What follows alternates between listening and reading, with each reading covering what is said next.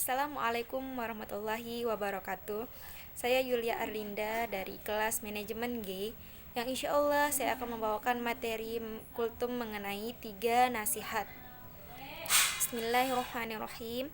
Pertama-tama marilah kita panjatkan rasa puji syukur kita kehadirat Allah Subhanahu wa taala yang telah melimpahkan begitu banyak macam nikmatnya kepada kita semua. Dan tak lupa pula kita aturkan selawat serta salam kepada junjungan alam Nabi kita, Nabi besar Muhammad Sallallahu Alaihi Wasallam, yang telah membawa kita dari zaman jahiliyah menuju zaman Islamiyah. Rasulullah Sallallahu Alaihi Wasallam pernah memberikan 3 buah nasihat kepada kedua sahabatnya, yakni Abu Dzar, Jundub bin Junadah, dan Abu Abdurrahman bin Jabal, yakni bertakwalah kamu kepada Allah dimanapun kamu berada, dan ikutilah kesalahanmu dengan kebaikan, niscaya ia dapat menghapuskannya. Dan pergaulilah manusia dengan akhlak terpuji. Hadis riwayat Tirmizi. 3 pesan Rasulullah Sallallahu Alaihi Wasallam tersebut layak untuk kita perhatikan karena sangat berkaitan erat dengan kehidupan sehari-hari kita. Yang pertama, bertakwa kepada Allah di mana saja. Definisi dari kata takwa dapat kita lihat dari percakapan antara sahabat Umar dan Ubay bin Ka'ab radhiyallahu anhu. Suatu ketika sahabat Umar radhiyallahu anhu bertanya kepada Ubay bin Ka'ab, "Apakah takwa itu?" Kemudian dia menjawab, "Pernahkah kamu melalui jalan yang berduri?" Dan Umar pun menjawab, "Pernah." Ubay pun menyambung, "Lalu apa yang kamu lakukan?"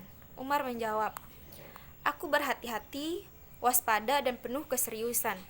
Maka Ubay berkata, "Maka demikianlah dengan takwa." Sedangkan menurut Sayyid Qutb dalam tafsirnya Fi Zilal Al-Quran, takwa adalah kepekaan hati, kehalusan perasaan, rasa khawatir yang terus-menerus, dan hati-hati terhadap semua duri dan halangan dalam kehidupan. Jikalau ada satu iklan minuman yang ringan di mana saja dan kapan saja, maka nasihat Nabi Sallallahu Alaihi Wasallam ini menunjukkan bahwa kita harus bertakwa di mana saja. Sedangkan perintah takwa di mana saja ini terdapat dalam surat Ali Imran ayat 102 yang berbunyi, A'udzubillahi minasyaitonirrajim. Bismillahirrahmanirrahim. Ya ayyuhalladzina amanu taqullaha haqqan tuqatih wa la tamutunna illa wa antum muslimun. Yang artinya, hai orang-orang yang beriman, bertakwalah kepada Allah sebenar-benar takwa kepadanya, dan janganlah sekali-kali kamu mati melainkan dalam keadaan beragama Islam. Jadi, dimanapun dan kapanpun kita harus menjaga ketakwaan kita. Takwa di mana saja memang sulit untuk dilakukan dan memerlukan usaha yang harus ekstra kuat.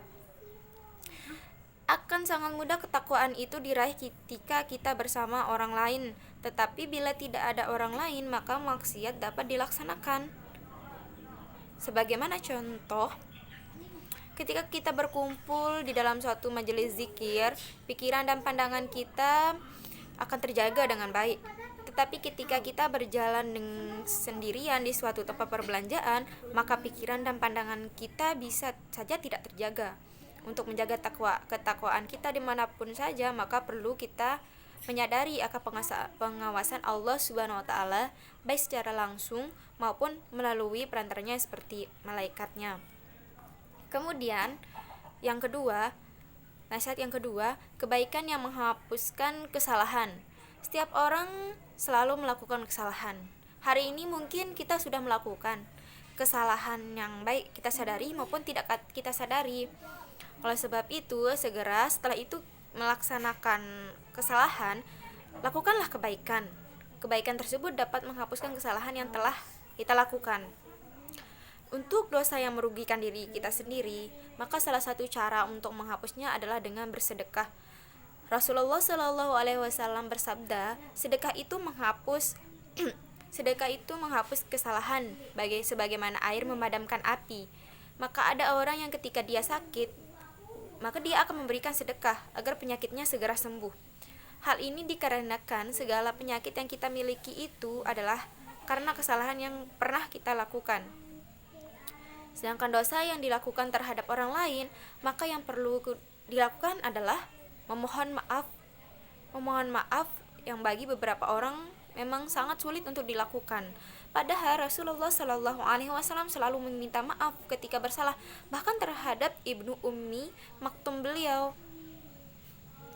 Beliau memeluknya dengan hangat seraya berkata, "Inilah orangnya yang membuat aku ditegur oleh Allah SWT." Quran Surah Abasa. Hal itu terdapat pada Quran Surah Abasa. Setelah minta maaf kemudian kepada orang tersebut, maka kesalahan tersebut insya Allah akan dihapuskan. Kemudian nasihat yang ketiga adalah akhlak yang terpuji. Akhlak yang terpuji itu adalah keharusan dari setiap muslim. Tidak memiliki akhlak tersebut akan dapat mendekatkan seseorang dalam siksaan api neraka. Dari beberapa jenis akhlak kita terhadap orang lain yang perlu diperhatikan adalah akhlak terhadap tetangga. Sesuai dengan hadis Nabi yang berbunyi, yang berarti barang siapa yang beriman kepada Allah dan hari akhir, maka jangan menyakiti tetangganya. Hadis riwayat Bukhari, Muslim, dan Ibnu Majah. Kemudian ada pula hadis dari Abu Syuraih radhiyallahu anhu bahwa Nabi Muhammad sallallahu alaihi wasallam bersabda, "Demi Allah seseorang tidak beriman. Demi Allah seseorang tidak beriman. Demi Allah seseorang tidak beriman." Ada yang bertanya, "Siapa itu ya Rasulullah?"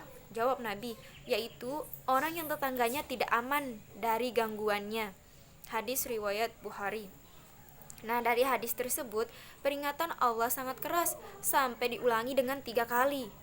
Demi Allah seorang tidak beriman, demi Allah seseorang tidak beriman, demi Allah seseorang tidak beriman.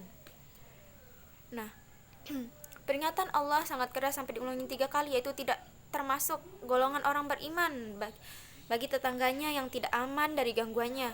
Maka terkadang kita perlu introspeksi dengan menanyakan kepada tetangga kita apakah kita mengganggu mereka atau tidak. Nah, sekian dari saya teman-teman. Mungkin hanya itu materi yang bisa saya sampaikan. Semoga kita semua bisa mengamalkan 3 buah nasihat itu dan semoga bermanfaat bagi kita semua. Singkat kata, wabillahi taufiq wal hidayah. Wassalamualaikum warahmatullahi wabarakatuh.